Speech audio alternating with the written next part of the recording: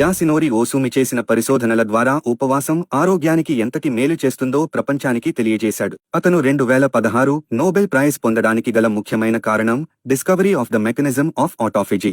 ఆటోఫాజీ వల్ల కలిగే ప్రయోజనాలు: శరీర శుద్ధి, పాడైన కణాలను తొలగించడం, ఇమ్యూనిటీ పెరుగుతుంది, వ్యాధి నిరోధక శక్తి పెరుగుతుంది, డయాబెటిస్, హార్ట్ డిసీజ్, క్యాన్సర్ లాంటి వ్యాధుల ప్రమాదం తగ్గుతుంది, కొవ్వు కణాలను కరిగించి బరువు తగ్గించడంలో సహాయపడుతుంది. ఎలా ఉపవాసం ఆటోఫాజీని ప్రేరేపిస్తుంది అంటే, ఇది 9 నుండి 14 గంటల పాటు ఏమీ తినకుండా, తాకకుండా ఉంటే శరీరం ఆటోఫాజీ ప్రక్రియను ప్రారంభమవుతుంది.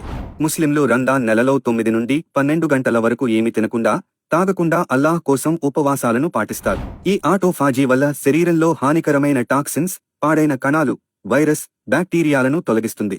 దీనివల్ల క్యాన్సర్, అల్జీమర్స్, పార్కిన్సన్స్ వంటి వ్యాధుల్ని అరికట్టవచ్చు.